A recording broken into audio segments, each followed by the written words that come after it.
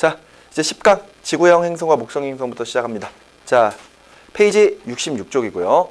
자, 그 전에 나왔었던 내용들 별거 없어요. 그죠? 그 전에 바로 9강 같은 경우에는 이미 했었던 거 다시 한번 복습한 내용이고요. 자, 10강 지구형 행성과 목성 행성. 자, 역시 마찬가지로 빠르게 진행을 할 수 있습니다. 왜? 바로 여러분들이 이미 중학교 때 다 다뤄봤었던 내용이기 때문이죠. 우리가 행성들을 분류할 때는요, 두 가지 방법으로 분류를 합니다. 이때 첫 번째로 지구를 기준으로 지구보다 안쪽에서 태양을 도는 행성, 그리고 바깥쪽을 도는 행성, 그런 행성들을 우리가 내행성 그리고 외행성으로 구별을 하거든요. 그런데 또 다른 방법으로는 가지고 있는 물리량으로 가지고 얘네들을 구별하는 방법이 있어요. 그랬을 때 그렇게 분리하는 방법을 지구형과 목성형 행성 이렇게 이제 각각 분류를 하고 있죠. 자, 그런데 보시기 바랍니다. 우리가 행성에 분류해서 지구형 행성과 목성형 행성을 분류를 했다고 칩시다. 저 이거 잘해요. 네. 아마 예전에 했던 기억들이 그대로 날 거예요. 자, 그랬을 때 지구형 행성에 해당하는 것들은 지구와 비슷한 성질을 가지고 있는 것들. 수성, 금성, 지구, 화성이고요. 그 다음에 목성형 행성들은 목성, 토성, 천왕성, 해왕성입니다. 그런데 말이죠. 얘네들을 구별하는 기준이 몇 가지가 있겠죠. 그랬을 때 여러분들이 가장 먼저 배웠던 기준이 바로 크기와 질량 그리고 밀도였어요. 오케이? 먼저 크기를 비교하면은 지구 행성의 크기는 목성 행성보다 작죠. 그리고 목성 행성은 크기가 큽니다. 그죠? 태양계에서 태양 다음에 가장 큰 게 목성이에요. 그 다음이 토성이죠. 이런 식으로 이 크기만을 본다고 했으면 당연히 지구 행성보다 목성 행성이 훨씬 더 커야 됩니다. 자, 그 다음에 질량을 볼까요? 지구 행성과 목성 행성 중에 질량은 누가 더 클까요? 목성형. 그렇습니다. 목성 행성의 질량이 큽니다. 그리고 지구 행성은 작아요. 그러니까 쉽게 말해서 목성 행성 크기도 크고 또 무겁다라는 이야기죠. 여기까지 이해되시나요? 그런데 가장 헷갈리는 게 바로 이겁니다. 밀도. 여러분들 밀도 하면은 이 밀도라고 한 게 무슨 뜻으로 생각이 되시나요? 밀도. 물에 뜨는 거. 혹시 밀도를 계산하는 공식을 알고 계신가요? 밀도는 부피분의 질량으로 계산할 수가 있거든요. 그런데 저 밀도를 어떻게 표현하면 되느냐? 쉽게 말해서 무겁거나 단단한 정도라고 비교하셔도 돼요. 즉 밀도가 크면은 정말 무겁거나 단단한 겁니다. 반대로 밀도가 작으면은 가볍거나 아니면 약한 거죠. 오케이? 그런데 이때 밀도가 둘 중에 누가 더 크냐? 이렇게 물어볼 거란 말이죠. 근데 이때는 도리어 지구형 행성의 밀도가 크고 반대로 목성 행성이 작습니다. 이거 되게 중요해요. 선생님, 목성형 행성이 크기도 크고 질량도 훨씬 크니까 밀도도 커야 되지 않나요? 이렇게 이야기하는 경우가 있거든요. 아까 선생님이 밀도가 무겁거나 단단한 정도라고 이야기했었죠. 이때 지구형 행성들은 주로 암석으로 되어 있습니다. 암석. 그런데 목성형 행성들은 기체 성분으로 주로 되어 있어요. 그런데 이렇게 이야기를 하다 보니까 학생들이 가끔 이런 질문을 하는 경우가 있거든요. 그럼 선생님, 목성형 행성들은 기체로 되어 있으니까 표면에 쓸 수가 없어요? 이렇게 물어보는 학생들이 있거든요. 그러니까 예를 들어 얘네들이 기체 덩어리 행성이란 말이에요. 그러니까 그 위에 딱 쓰면은 뽕 빠지나요? 이렇게 물어보는 학생들이 있거든요. 그게 아니라 이게 암석으로 되어 있고 기체로 되어 있다라는 뜻은 우리 지구에서 암석으로 되어 있는 이런 무거운 물질들 있죠. 그런 물질들로 지구형 행성들은 되어 있다는 뜻이고, 목성형 행성들은 우리 주변에서 기체로 되어 있는 가벼운 물질들 있죠. 그 가벼운 물질들로 행성이 구성이 되어 있다는 거예요. 그래서 표면이 그렇게 가벼운 기체들이 말 그대로 기체 상태로 존재하거나 또는 액체로도 존재할 수 있습니다. 그럼 그리고 뭐 맞아요? 네? 아니 그게 표면에 못 써 있어요? 아니죠. 그리고 역시 고체 성분도 존재를 하고요. 근데 상대적으로 무거운 물질들이 많이 있고 가벼운 물질들이 많이 있다는 뜻이에요. 됐니? 그래서 요게 잘 이해가 안 가면은 이렇게 한번 생각을 해봅시다.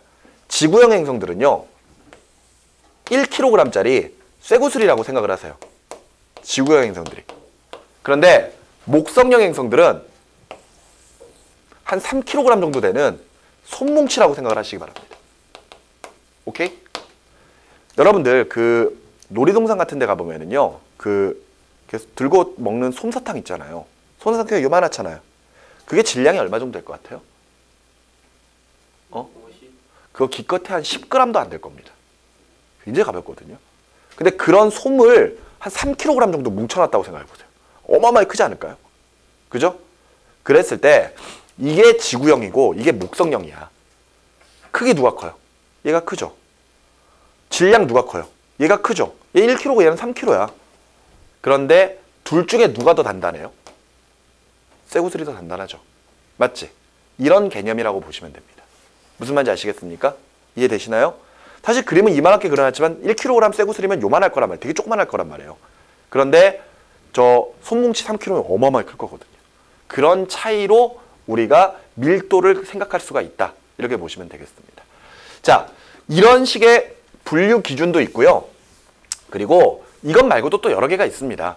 예를 들어서 지구형 행성들은 위성이 없거나 적어요. 예를 들어서 수성이나 금성은 아예 위성이 없고요. 지구는 하나, 화성이 2개인가 그렇습니다. 그러니까 수가 아예 없거나 적어요. 근데 목성형 행성들은 위성이 엄청나게 많습니다. 목성 같은 경우에도 아까 이름 달려있는 것만 4개, 그거 이상으로 훨씬 위성이 많거든요. 제일 위성이 많은 행성이 토성이에요. 토성. 그런데 또 하나의 분류 기준으로 우리 토성을 보면은 선명한 고리가 보이죠. 그런데 지구형 행성은 아예 고리 자체가 없습니다. 근데 목성형 행성들은 모두 고리를 가지고 있어요. 단 뚜렷하게 보이는 게 토성이고 보이지 않는 게 나머지 것들. 하지만 보면은 분명히 목성, 천왕성, 해왕성도 다 고리를 가지고 있습니다. 오케이? 이런 식으로 막 분류 기준을 할 수가 있어요. 자, 그런데 요것 말고 선생님이 이제 추가적으로 몇 가지를 더 말씀을 드리겠습니다. 이 내용은 학교에서 배울 수도 있고 안 배울 수도 있어요. 그런데 보세요. 뭘 해볼 거냐면은 얘네들은 모두 다 스스로 빙글빙글 돌고 있거든요. 그랬을 때 그 스스로 빙글빙글 도는 걸 자전이라고 하죠. 이때 자전 속도 얼마만큼 빠르게 돌 것인가. 알겠습니까? 생각해 봅시다.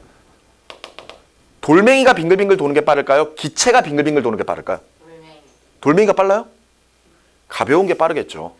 그렇기 때문에 자전 속도는 지구형 행성이 느리고요. 목성형 행성이 빠릅니다. 그랬을 때 한 바퀴 도는데 걸리는 시간이 있겠죠. 그것을 자전주기라고 하거든요. 자전주기. 빨리 돌면은 자전주기가 짧겠죠. 천천히 돌면은 자전주기가 길겠죠. 며칠 걸리냐 이거야. 지구는 한 바퀴 도는데 1일 걸리잖아요. 24시간. 한 바퀴 동안에 빙글빙글 돌고 있잖아, 자기가. 지구가. 그런데 그 자전주기, 한 바퀴 도는데 걸리는 시간을 재보면은 얘는 느리고 얘는 빠르니까 자전주기는 얘가 지구형 행성이 길고요. 반대로 목성 행성이 짧습니다. 오케이? 이해돼요? 이해됩니까? 자, 그런데 이 모든 행성들은 다 태양 주위를 돌죠. 그랬을 때 태양 주위를 도는 속도, 공전 속도입니다. 오케이? 그런데 생각해봐요. 태양으로부터 바깥쪽으로 나갈수록 지구형에서 목성형으로 바뀌잖아요. 그러면서 더 먼 궤도를 돌아야 된단 말이야. 그런데 이때 태양으로부터 멀리 떨어지면 멀리 떨어질수록 공전 속도는 무조건 느려집니다. 그러니까 더 안쪽에 있는 지구형 행성의 공전 속도가 빨라요. 그리고 상대적으로 멀리 떨어져 있는 목성 행성이 공전 속도가 느립니다. 따라서 한 바퀴 도는데 걸리는 시간. 지구는 태양 주위 한 바퀴 도는데 몇 년 걸리죠? 1년 걸리죠. 그 공전 주기를 볼 겁니다. 그럼 얘는 빠르게 도니까 공전 주기가 짧겠죠. 그리고 얘는 길겠죠. 여기까지 되셨나요? 네. 이거 되게 헷갈리는 부분이에요. 그리고 또 하나. 이심률이라고 하는 게 있습니다. 여러분들 그 피자 만들 때 보시면 동그란 밀가루 반죽을 빙글빙글 돌리면은 밑에 판이 만들어지죠. 도우판이. 맞지? 이때 여러분들 예전에 지구 배울 때 지구가 완전한 동그란 동그란 구가 아닌 위아래가 약간 눌려있는 타원차라는 거 배운 적 있죠. 그러니까 가로와 세로가 길이가 좀 달라요. 그러니까 약간 위아래로 찌그러져 있거든요, 지구가.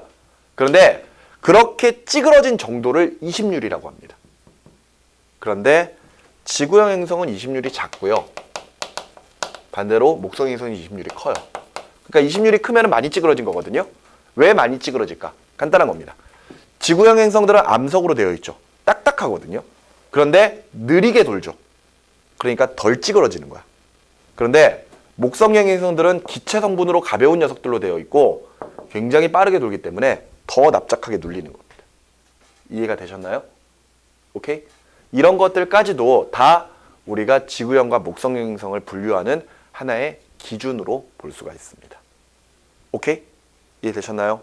자, 뭐 어떤 게 나올지는 몰라요. 어떤 게 나올지는 모르고 이때 뭐 이런 것들 종류들이 있다. 이렇게 이제 생각하시면 됩니다. 자, 그런데 여기에 이제 추가적으로 요거까지도 한번 해보죠. 자, 앞에 보세요.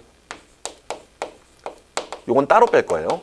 지구형 행성과 목성형 행성. 자, 또 분류 기준 중에 대기 성분이 있습니다. 대기 성분들. 우리 주변에 공기가 있잖아요. 이 공기를 대기라고 하잖니. 맞지? 근데 지구형 행성들은 대기가 아예 없거나 뭐가 있을까요? 수성 같은 거. 알겠니?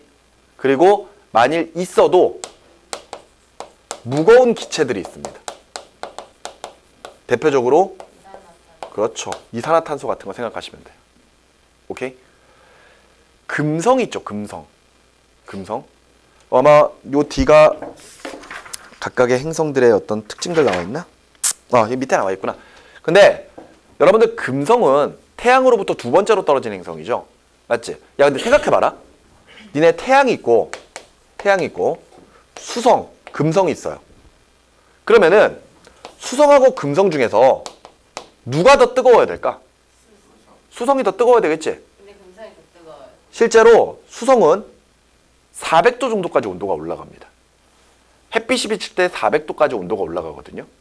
근데 햇빛이 닿지 않는 부분은 영하 200도 가까이 떨어져요.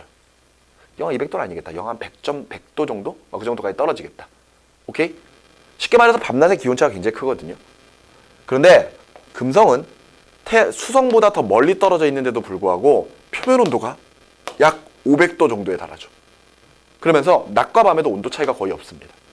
그 이유는 바로 요 두꺼운 이산화탄소의 대기층 때문이죠. 아마 예전에 여러분들이 금성의 특징들에 대해서 외울 때 금성들이 가지는 특징들 중에 첫 번째가 아까 얘기했었던 표면 온도가 높다라는 거.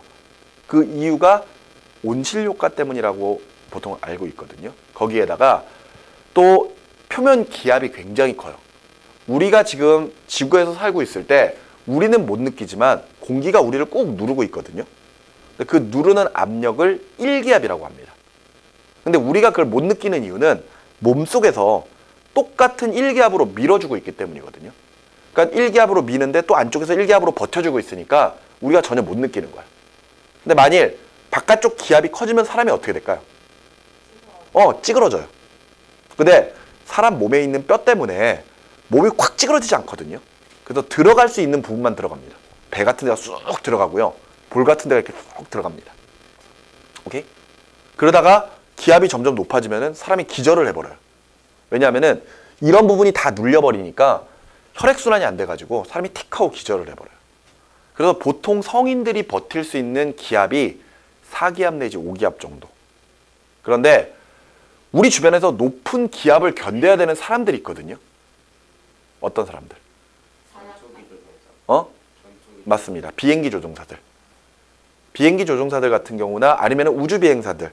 그런 사람들 훈련할 땐 9기압 내지 10기압까지 버티는 연습을 해요.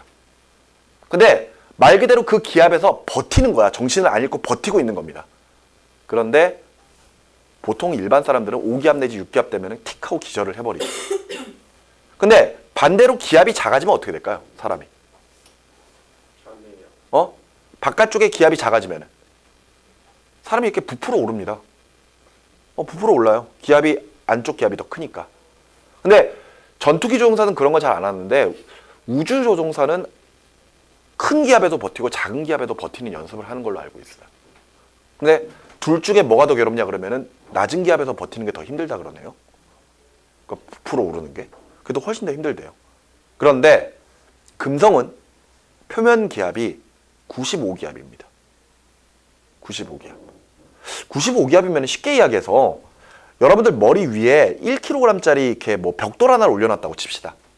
그러면 이게 그대로 금성으로 가면은 95kg으로 바뀐다고 생각하시면 돼요. 그러니까 사람이 맨몸으로 금성 표면에 딱 쓰게 되면은 사람이 콱 하고 찌그러져 버리겠죠. 맞지? 그 정도로 기압이 높아요. 금성은. 그리고 우리가 행성들을 볼 수 있거든요, 눈으로. 실제로 맨눈으로 관찰할 수 있는 게 토성까지예요. 물론 저 밤하늘에 토성이 있다 해가지고 쟤를 띡 봤을 때 토성의 고리가 딱 보이고 그런 건 아닙니다. 그냥 반짝반짝하는데 저게 토성인 거야. 이제 망원경으로 보면은 이제 자세하게 보이겠죠. 표면 모습이. 그런데 눈으로 볼 수 있는 게 이제 토성 정도고 나머지는 이제 맨눈으로 관찰이 안 되거든요. 그런데 그런 행성들의 밝기를 비교해 보면은 우리 눈에 가장 밝게 보이는 행성이 바로 금성입니다. 그래서 우리 조상들은 금성이 해가 뜨기 전에 동쪽 하늘에서 관찰할 수 있거든요. 해가 뜨기 전에. 그래서 동쪽 하늘에서 굉장히 빛나는 별이다 해서 예전에 샛별이라고 불렀습니다. 그게 금성의 옛 이름이에요. 그런데 그런 금성의 모든 특징들은 다 이 두꺼운 이산화탄소의 대기층 때문입니다. 지구도 무거운 기체들로 대기층을 가지고 있어요. 근데 물론 이산화탄소는 그렇게 많지 않습니다.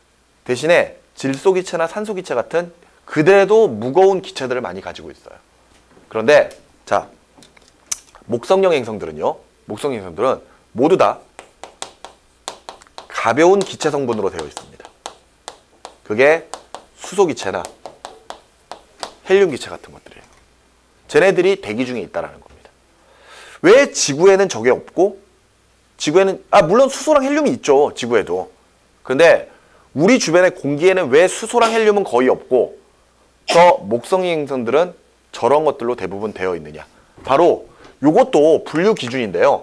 이 분류 기준에서 왜 가벼운 기체와 무거운 기체로 대기 성분들이 구성되는지가 바로 다음 강에서 나오게 됩니다. 알겠습니까? 그래서 저걸 따로 좀 적어 드렸던 거고요. 그리고 페이지 67쪽에 보시면 선생님이 조금 전에 이제 이야기했었던 이 물리량 중에서 표에 반지름, 질량, 밀도, 그다음에 자전주기 뭐 이런 것들 쭉 나와 있죠. 거기에 밀도를 한번 좀 보세요. 밀도를 쫙 보면은 지구형 행성들의 밀도는 삼각보다 좀 큰 편이에요. 근데 목성형 행성들은 밀도가 좀 작습니다. 거기다가 토성 같은 경우에는 밀도가 1이 안 되죠. 맞죠? 야, 이게 무슨 말이냐면은 던지면 물에 뜬다고. 네, 맞습니다. 밀도가 크면은요.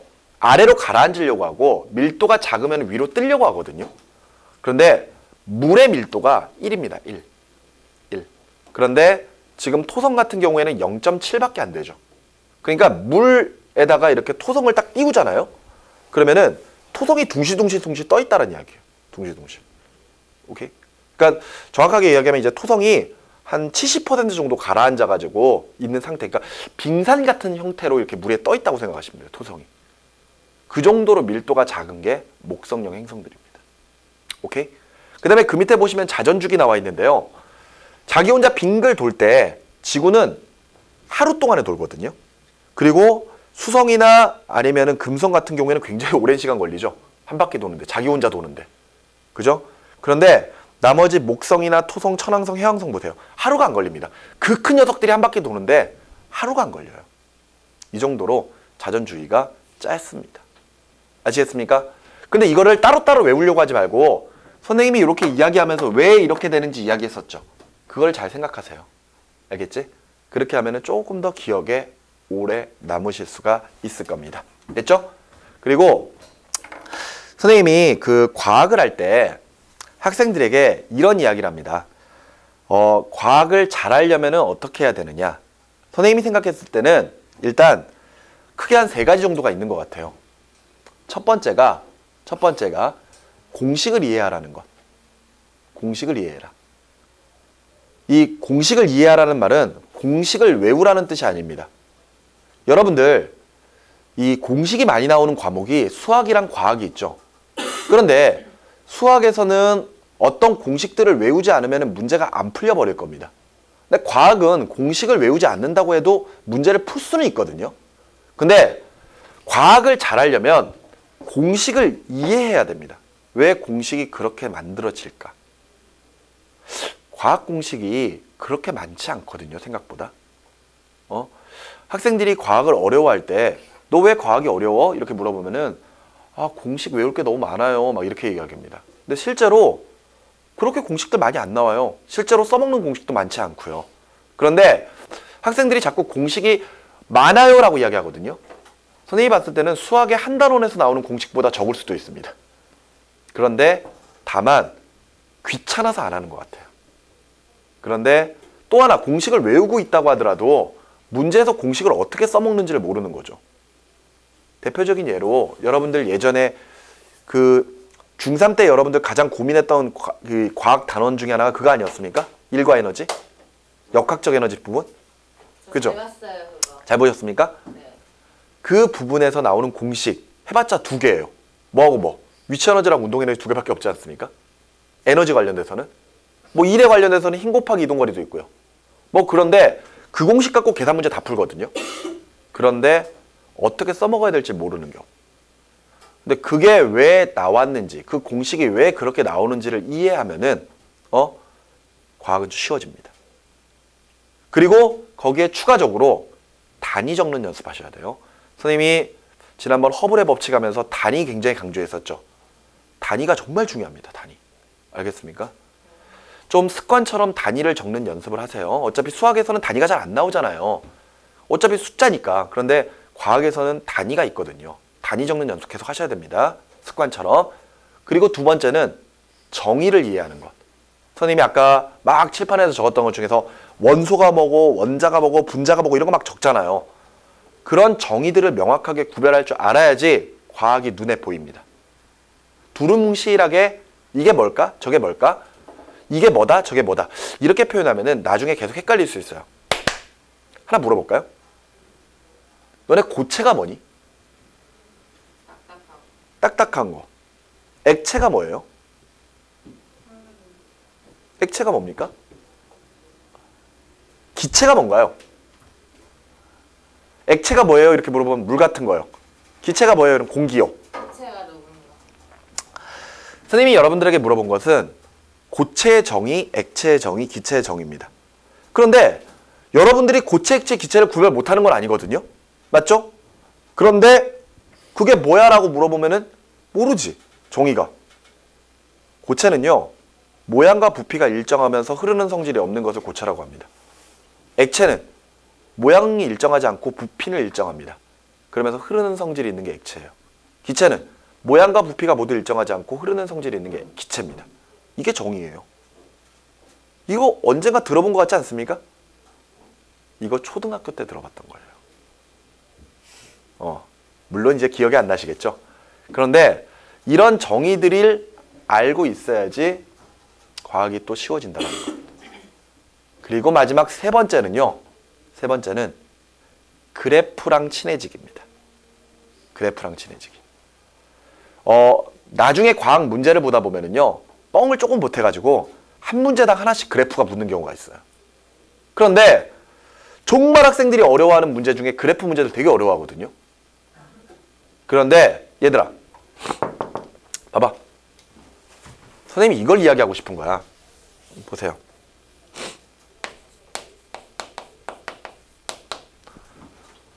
여러분들 그래프는 수학에서도 많이 나옵니다. 그런데 선생님이 왜 그래프를 강조하냐면요. 그래프에 X축과 Y축이 있죠. 그런데 수학에서는요. X랑 Y축이 안 바뀌어요. 바뀔 이유가 없습니다. 바뀔 게 뭐가 있어. 그렇기 때문에 그냥 그래프를 보고 그래프의 모양 보고 그래프의 한 지점 찾아가지고 어떤 변이값 찾아내고 뭐 그런 것들이거든요. 그런데 과학도 그래프가 많이 나옵니다. 근데 과학에서는 X축과 Y축이 계속 달라집니다. 계속 달라져요. 그래서 선생님이 좀 전에 그랬습니다. 그래프랑 친해지기. 무슨 이야기냐? 그래프가 나한테 무슨 말을 하는지를 아는 순간에 여러분들은 과학 점수가 수직 상승을 합니다. 정말이에요. 알겠습니까? 그래프는 어렵습니다. 그래프를 해석하는 건 어려워요. 그런데 그렇게 어려운 그래프가 나에게 무슨 말을 하는지를 알고 내가 그래프를 그릴 줄 알면은 그때 과학 점수는 정말로 수직 상승을 할 겁니다. 믿으세요. 정말입니다. 그랬을 때 그래프가 나한테 무슨 말을 하는지를 제일 먼저 알기 위해서는 봐. 그래프의 모양 이렇게 나와 있든 이렇게 나와 있든 그게 중요한 게 아니라 여러분들이 최우선적으로 보셔야 될 것은 요겁니다. 알겠습니까? X축에 뭐가 적혀 있고 Y축에 뭐가 적혀 있는지를 보셔야 돼요. 알았나요? 이거는 계속 강조를 하는데도 불구하고 학생들이 자꾸 놓칩니다. X축이 무슨 값이 나와 있고 Y축이 무슨 값이 나와 있느냐에 따라 같은 내용인데도 불구하고 그래프의 모양이 계속 달라져 버리거든요. 오케이? 그래서 무조건 X축과 Y축부터 먼저 보셔야 됩니다. 제일 밑에 보시면은 67쪽의 제일 밑에 특징 알아보기에 지금까지 봤던 물리량을 그래프로 표현하는 게 있거든요. 그죠? 그래서 지구 행성과 목성 행성을 표현해 줬는데 제일 첫 번째로 나와 있는 그래프를 보면은 X축에 뭐라고 돼 있어요? X축에 X축 그래프 제일 첫 번째 X축 질량이라고 돼 있죠. 어디? 그 다음에 Y축은 뭐라고 적혀 있습니까? 반지름. 반지름. 이쪽으로 갈수록 질량 커지고 이쪽으로 갈수록 반지름 커진다는 이야기잖아. 그래서 지구형 행성과 목성 행성을 비교해 보면은 지구형 행성은 크기도 작고 질량도 작죠. 그러니까 여기에 있는 거야. 지구형 행성이. 목성형 행성은 크기도 크고 질량도 크니까 여기에 있는 겁니다. 맞죠? 두 번째 있는 그래프 볼까요? 두 번째는 X축에 뭐가 적혀 있습니까? 두 번째 밀도 나와 있죠. 밀도. Y축은 뭐가 나와 있습니까? 질량 나와 있죠. 그럼 봐요. 지구형 행성은 질량이 커요, 작아요? 지구형 행성은 작죠. 커요. 그러면서 밀도는 커요. 크죠. 그러니까 여기에 지구형 행성이 있는 거죠. 그리고 목성형 행성은 질량은 큰데 밀도가 작으니까 여기에 목성형 행성이 있는 거죠. 이해가 됩니까? 똑같이 지구형과 목성형 분류하고 있는데 X축에 뭐가 나오고 Y축에 뭐가 나오냐에 따라서 위치가 막 달라지고 이러는 거예요. 알겠나요? 어차피 요거 물어보는 겁니다. 똑같아요. 그런데 X축과 Y축에 어떻게 적어놓냐에 따라서 완전히 위치가 달라질 수 있다는 것을 꼭 기억하시기 바랍니다. 알겠습니까? 오케이? 좋아요. 자, 여기까지 보시면은 10강, 지구행성과 목성행성 부분도 설명이 끝납니다. 아마 문제 굉장히 쉽게 푸실 수 있을 거예요. 여기 부분은. 그죠? 옛날에 중학교 때 했던 거랑 달라지는 거 하나도 없으니까요. 알겠죠? 자, 그러면서 이제 11강 행성의 대기입니다. 자, 요 11강 행성의 대기는요. 오늘 일부분을 하고요. 다음 시간에 또 나머지를 할 겁니다. 와. 그렇게 어려워요. 네? 그렇게 어려워요. 어렵습니다. 어려운데 내용이 어렵다기보다는 여러분들이 이해하기가 힘들어요. 알겠죠? 근데 선생님이랑 잘 이야기를 하다 보면은 느낌이 오실 겁니다.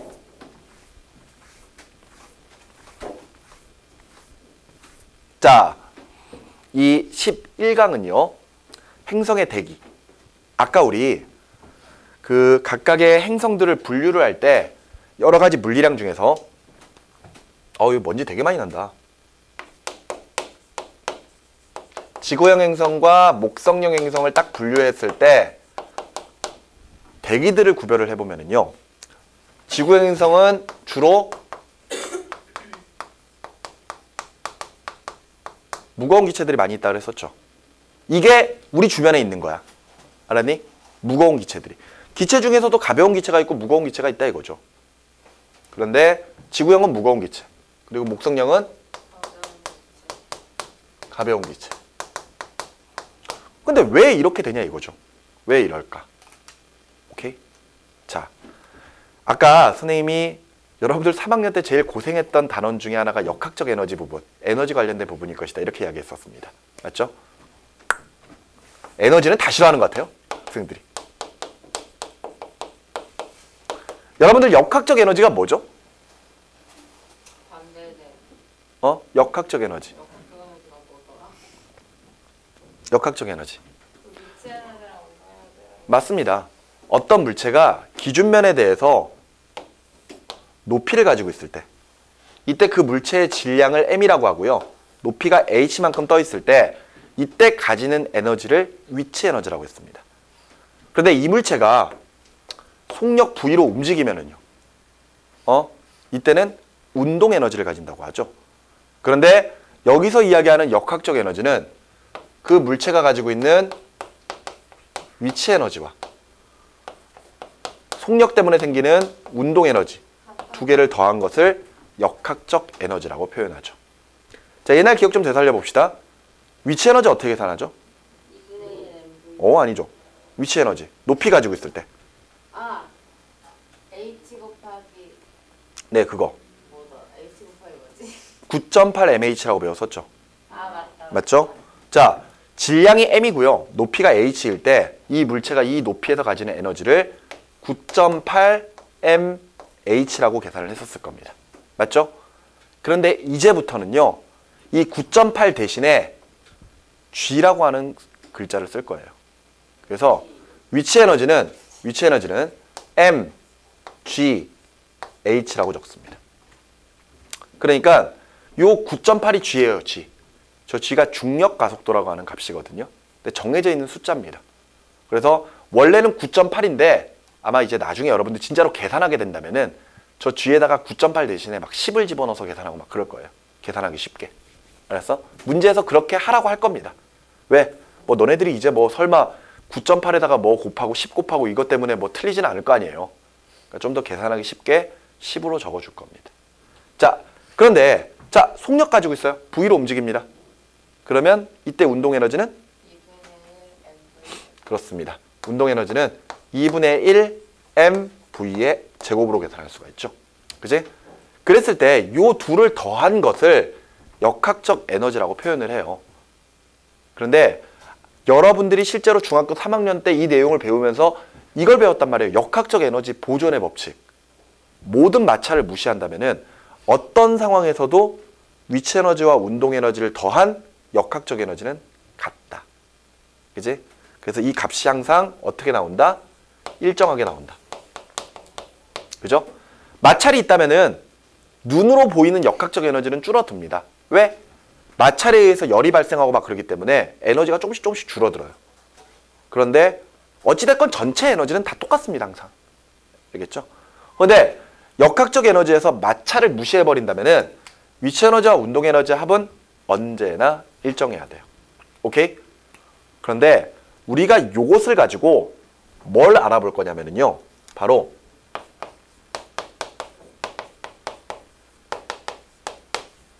탈출 속도라고 하는 걸 하겠습니다. 교재에 보시면은 이 탈출 속도를 계산하는 공식들이 막 있어요. 근데 그게 필요한 게 아닙니다. 그게 중요한 게 아니에요. 알았어? 봐봐. 탈출 속도의 개념을 잘 이해하셔야 됩니다. 선생님이 아까 이게 어렵지 않은데 뭐 어렵긴 어려운데 그래도 그것보다는 헷갈려서 이해하기 어려워서 이게 좀 학생들이 싫어하거든요. 잘 보세요. 탈출 속도라고 하는 것은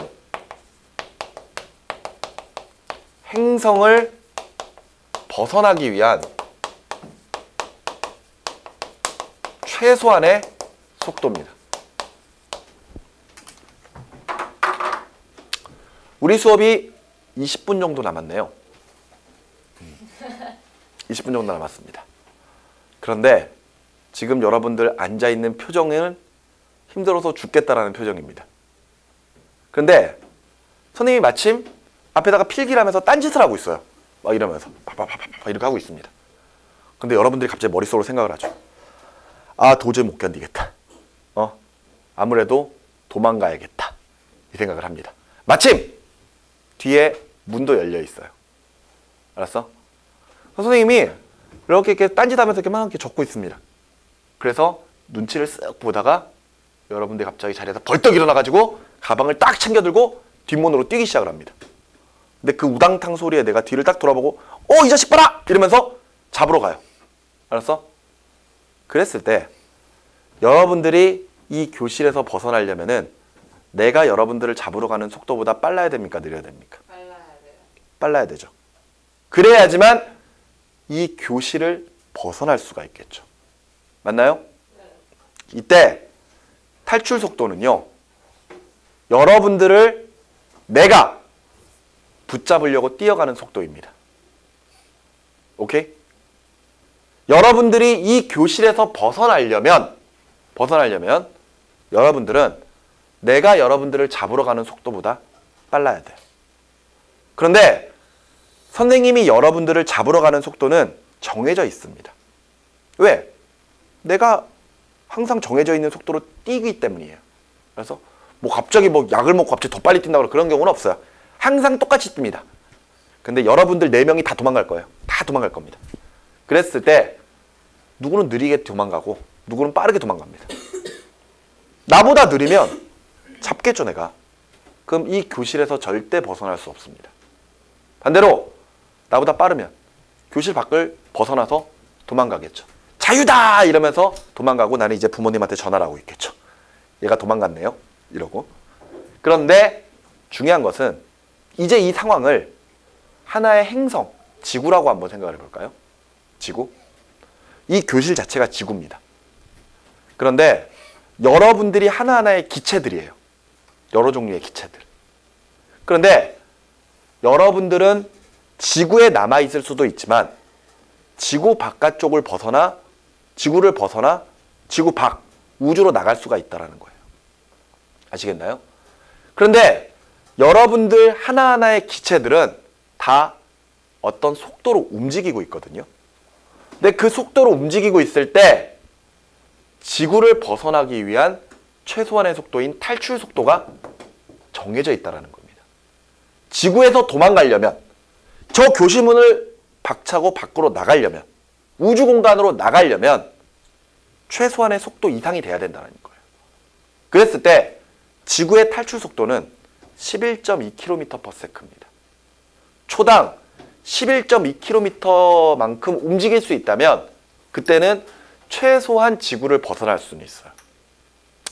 이게 뭐 조금 더 들어가면은 뭐 제일 우주 탈출 속도, 제2 탈출 속도 뭐 이렇게 정하기도 하는데 여러분들 인공위성을 띄우잖아요.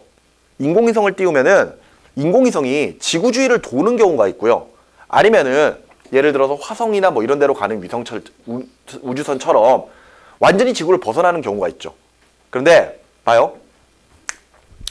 만일 여러분들이 초당 한 7.9km 정도로 움직이고 있다면은 지구 주위를 빙글빙글 돌 수 있습니다. 무슨 이야기냐면은 볼래? 내가 어떤 물체를 앞으로 집어 던질 거야. 얘를 앞으로 딱 집어 던지면 얘는 타원을 그리면서, 그러니까 포물선을 그리면서 아래로 떨어지죠. 맞지? 왜 떨어지지? 중력. 지구가 잡아당기기 때문이죠. 맞지? 그래서 밑으로 이렇게 떨어지는 거잖아. 야, 그런데 너네 지구가 평평하게 생겼니? 아니요. 어떻게 생겼어? 동그랗게 생겼죠. 그 말인즉슨 잘 봐. 지구가 이렇게 동그랗게 생겼는데 내가 여기서 물건 앞으로 틱 집어 던져. 그럼 물건이 포물선을 그리면서 돌지 않겠어? 그런데 어느 정도 속도 이상으로만 집어 던져주면은요, 얘가 분명히 떨어지면서 포물선을 그리는데 이렇게 돌아갈 수 있다는 거. 신기하지 않습니까? 이거를 계산해 봤을 때 얘가 초당 7.9km만큼 앞으로 나아갈 수 있다면 얘는 바닥에 떨어지지 않고 빙글빙글 돌 수 있어요. 지구 주위를 진짜로. 초당 7.9km 팍 집어던지면은 물건이 분명히 떨어지거든요. 떨어지는데 그만큼 지구가 휘어있기 때문에 진짜 땅으로 안 떨어지고 샥 돌아요. 계속요? 그래서 가만히 있으면은 날아갔다가 내 뒤통수로 팍 날아올 거예요. 정말이에요. 해봤어요. 이게 계산적으로 가능합니다. 그래서 내가 물건을 집어던데 7.9km/s로 집어던지면은 아마 메이저리그에서 어서 오세요 이러였을걸? 그렇지 않습니까? 정말 뭐 뛰어난 투수들이 초고속으로 던졌을 때가 거의 150km/h잖아요. 그지? 그거 초로 환산하면은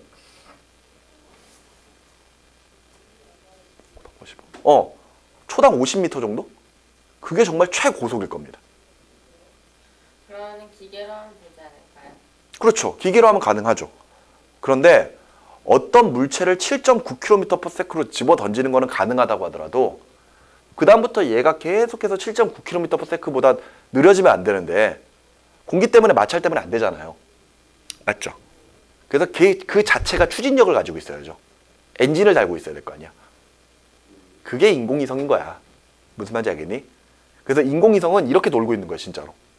그래서 최소한 7.9km/s 정도로만 움직인다면은 얘는 떨어지지 않고 빙글빙글 돌 수 있습니다. 오케이? 근데 얘는 아직 지구를 못 벗어난 거야. 지구 주위에서 빙글빙글 도니까. 근데 이거보다 속도를 점점 높이잖아요?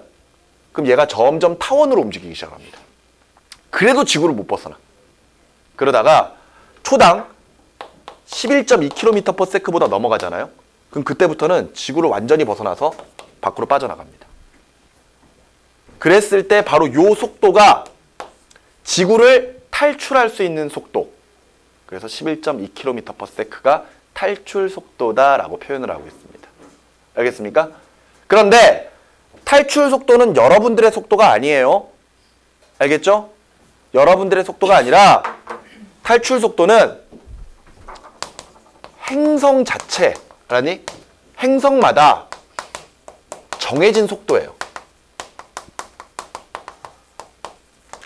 각각의 행성들마다 정해져 있는 탈출 속도가 있다라는 거야. 그래서 그 속도보다 우리가 빨리 움직이면 벗어날 수 있는 거고 반대로 그거보다 느리면 못 벗어나는 거고. 오케이? 그럼 자, 물어봅시다. 행성의 탈출 속도가 큽니다. 행성을 벗어나기 쉬울까요? 어려울까요? 어려워요. 그렇습니다. 어렵죠. 반대로 행성의 탈출 속도가 작습니다. 벗어나기 쉬워요? 어려워요? 쉬워요. 쉽습니다. 탈출 속도가 무슨 개념인지 이해하시나요? 네. 오케이? 그래서 그 행성의 탈출 속도를 계산하는 방법이 있어요. 그게 우리 교재에 보시면 그 중간에 탈출 속도식 유도해 보기 이렇게 해서 공식이 쭉 나와 있는 거 보이시나요? 네. 근데 그 공식을 이걸로 만들어요. 이걸로 만들거든요. 근데 지금은 여러분들이 그 공식을 유도하는 과정을 볼 필요가 없습니다. 왜? 내가 지난번에 그랬지. 잊어버리니까 어차피 잊어버려요. 그렇기 때문에 지금 하실 필요가 없습니다. 전혀 하실 필요도 없고요. 실제로 나중에도 유도식 자체는 안 나올 수 있습니다. 그런데 봐요. 이 탈출 속도를 저 역학적 에너지로 관련된 공식으로 계산을 해보거든요. 그런데 그렇게 해서 계산된 탈출 속도 V는 루트 뭐분의 뭐라고 돼 있냐? 루트 R분의 2G 라지 M이라고 돼 있죠. 여기서 봐요. 어떤 행성이 있어. 어떤 행성이 있을 때 그 행성의 질량을 라지 M이라고 할 거고요. 알겠어? 그리고 반지름을 라지 R이라고 할 겁니다. 저기 적혀 있는 G라고 하는 것은요. 만유 인력 상수라고 해서 정해져 있는 숫자예요. 오케이? 그러니까 저 역학적 에너지 공식이 M, G, H 플러스 2분의 1 MV 제곱이잖아요. 그지? 근데 요 MGH를 다른 방법으로 쓸 수 있는 게 뭐 마이너스 G, R분의 라지 M, 스몰 m 뭐 이렇게 표현할 수 있거든요. 이것이랑 요거 2분의 1 MV의 제곱을 더한 것이 0이 나와야 된다. 뭐 이렇게 해가지고 탈출 속도식을 유도를 합니다. 그런데 이거 상관없어요. 니네들 지금 할 필요가 없는 거야. 중요한 것은 요 공식을 잘 보세요. 외우지도 마세요. 이해만 하면 돼. 이게 지금 행성의 탈출 속도를 계산할 수 있는 공식인데 이걸 계산하려면 뭘 알아야 되느냐 이거야. 알았어? 뭘 알아야 되느냐. R이 뭐라고요? 행성 반지름입니다.